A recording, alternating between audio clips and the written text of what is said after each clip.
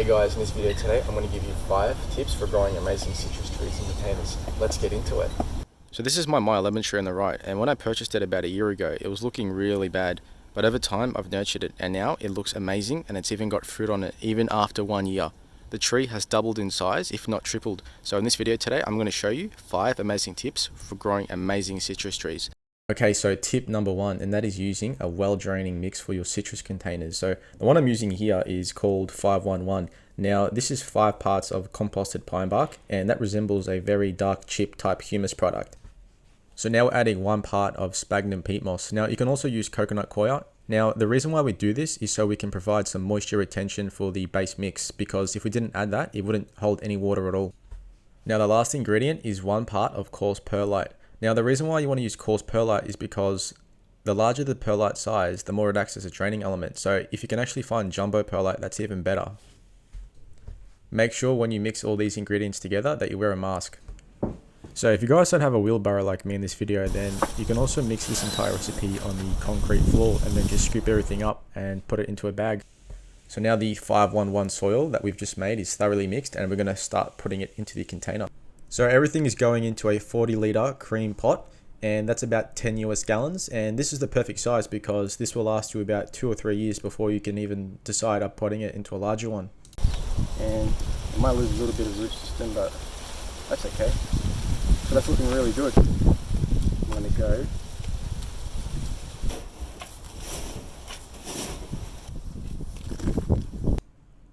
tip number 2, pruning your citrus trees. So you can see here that we're at the bottom of the tree, and you can see that there's an original growth point, and now that's being cut back completely, and what we want to focus on now is the graft point. So anything below this graft union we want to take off. If anyone is wondering what these white and red secateurs are, they're called Okatsun 103, and I'll have them linked in the description.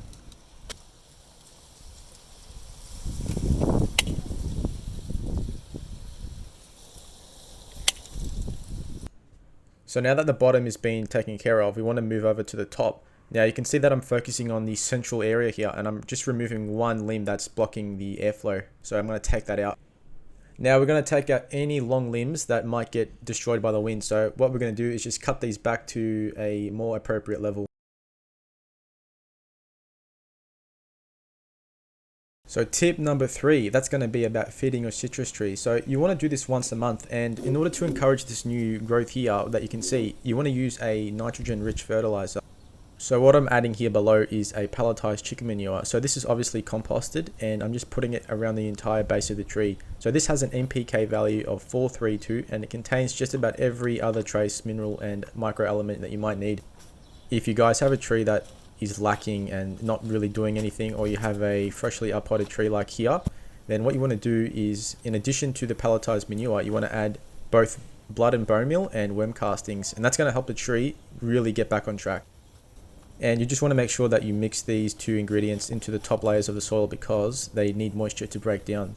Now if your soil level of your potted citrus tree, like this one here, has depreciated, then you want to make sure to top that off because all the feeder roots remain at the top of the pot.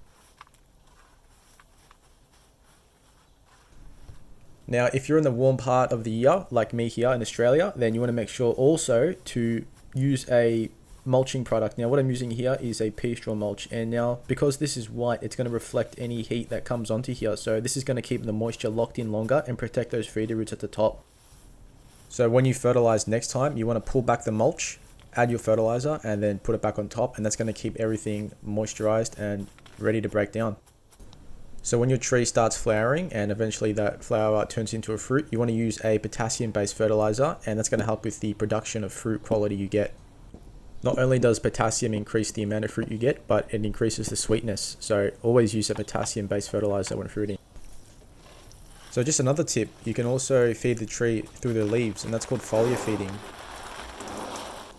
Tip number 4, and that is the microclimate and location of your tree. So obviously potted citrus trees, you can move them. So you want to put it in a spot where it can block off any wind. Now if you take a look up here, you can see there's so much wind going on, but if you take a look again down below here, I've got a fence, and that's blocking off any wind damage.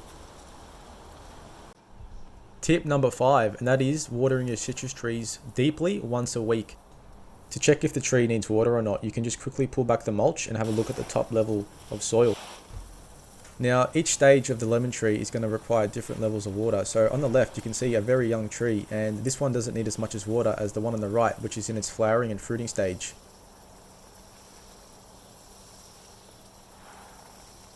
So guys, if you incorporate these 5 tips, your citrus tree will turn from this into this in a matter of no time. So that's it for today's video. If you got something out of it, drop a like below, subscribe to the channel for future updates, and I'll see you in the next one. Happy gardening.